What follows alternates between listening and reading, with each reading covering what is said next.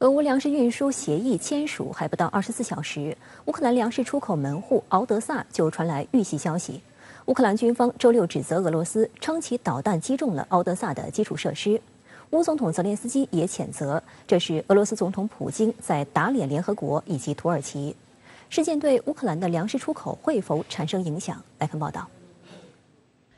乌克兰南方作战指挥部周六称，2枚口径巡航导弹击中敖德萨港。另有2枚导弹被防空部队拦截。乌克兰军方称是俄方进行导弹袭击，并有人员在袭击中受伤。据俄罗斯国防部发言人科纳申科夫周六通报，过去24小时，俄防空部队在哈尔科夫地区、赫尔松地区、顿涅茨克地区等地击落了多架乌克兰无人机，在斯拉维扬斯克等地打击了乌军的冰雹多管火箭炮系统。俄军还对顿涅茨克地区等地的乌军指挥所、弹药库、人员和武器装备集结点进行了打击。当中未提及对袭击目标包括敖德萨，但在周日，俄罗斯外交部发言人扎哈罗娃在社交媒体发布消息，指口径巡航导弹摧毁了敖德萨港的一个军事基础设施，在一次打击中击沉一艘乌克兰快艇。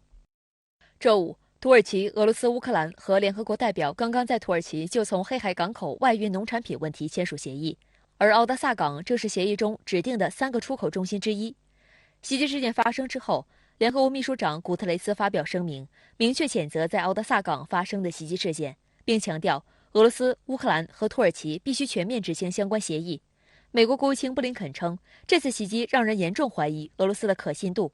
乌克兰总统泽连斯基则表示，这是普京在打脸联合国以及土耳其，并指责俄罗斯经常违反协议。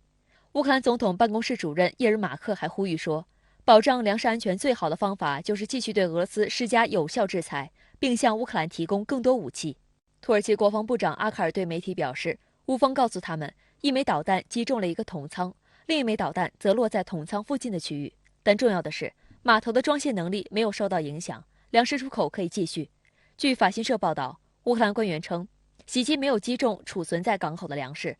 乌克兰基础设施部长库布拉科夫当天表示，乌克兰仍然继续准备启动经黑海的农产品出口，可能会与这个西方援助和这相关的信息有关。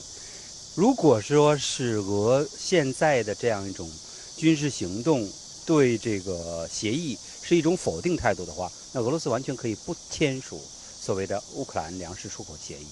从这个角度讲呢，就是还是要看到，就是一方面双方在进行有限合作，另一方面呢，双方还是处于交战状态。外界注意到，在敖德萨港遭袭前一天，俄防长绍伊古在土耳其承诺，俄罗斯不会在乌克兰港口排雷时趁机采取行动，并指出乌克兰方面应保障乌克兰水域安全，包括排除水雷的行动。俄乌冲突爆发后，乌方指认俄方封锁乌克兰港口，阻止粮食出口；俄方否认干扰粮食出口，指认乌方在黑海水域布设大量水雷，危及航行安全，并表示乌方需要自行清除水雷以恢复粮食出口。敖德萨港是黑海亚速海的最大港口之一，年吞吐能力达到2100万吨干货和2500万吨液体货物，集装箱码头年吞吐量逾90万个标箱。在欧洲粮仓乌克兰，敖德萨的重要职能就是粮食的进出口贸易。根据联合国世界粮食计划署的说法，36个国家超过50%的粮食是通过乌克兰港口进口。敖德萨人就曾说，地球上每10个人中就有1个人正在吃着从敖德萨运出的麦类粮食。随着俄乌冲突爆发，进入敖德萨的粮食出口量也大幅减少，乌谷物出口量通常为每月600万吨。2022年3月份谷物出口量仅为32.2万吨，4月份为97万吨，5月份为120万吨，6月份也仅有141万吨。滞留的粮食达到约2000万吨，使本已攀升的世界粮食价格进一步飙升。替代的铁路及河道运输等方式无法弥补海运停滞造成的出口缺失。国际粮食政策研究所高级研究员戴维拉伯德认为，敖德萨港遇袭可能会引发企业在该地区执行运输任务的忧虑，但他同时提到，这并不意味着俄乌刚刚签署的粮食运输协议不会生效。他说，像这样的协议需要几天甚至几周的时间才能实施，所以刚开始时的混乱并不意味着终结。粮食出口对于乌克兰经济十分重要，特别是我们看到乌克兰经济现在处于一种夭折的这样一种非常断崖式的这种危机之中。那么恢复粮食出口，一方面会解决世界的粮食危机，另一方面呢，我们认为恢复粮食出口会对乌克兰经济有帮助，这个不会影响到乌克兰未来一段时间的这个粮食出口。俄乌刚签署粮食出口协议，出口粮食的敖德萨港就遭袭了。国际社会各有表态，那么您认为在俄乌军事冲突下能实现粮食出口合作吗？主持人好，俄乌呢在伊斯坦布尔签署粮食出口协议这一举动啊，被国际社会呢称作是希望之光。一些贫困国家，特别是非洲国家呢，有望减少饥荒。但是呀，不到24小时，俄军呢攻击了粮食出口的港口敖德萨。乌克兰呢指责俄罗斯没有诚意，用炸弹炸掉了粮食出口协议。而俄方则说呀，他们炸的是敖德萨港附近的军事场所，并没有损坏粮食船和民用场所。那么，支持乌克兰的美国、欧盟、英国等等呢，抨击这个俄罗斯不守承诺，顺带呢批评俄罗斯的侵略行为。联合国秘书长也对此导弹袭击呢表示谴责。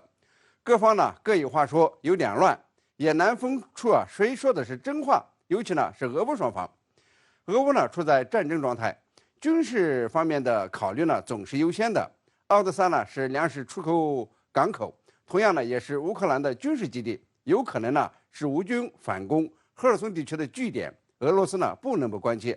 同样呢，俄军的导弹也可能伤及这个粮食出口实施，给履行粮食出口协议呢带来麻烦。因此说呀，这一边打仗一边合作这样的事呢是很少见的。要切实的履行粮食出口协议，只有呢停战才有可能。虽然乌克兰说呀会努力的这个运出粮食，俄罗斯呢也宣布不会阻拦粮船出海，但两国呀处在军事冲突之中，是什么事呢都会发生的。我估计今后呢还会出现这样那样的波折。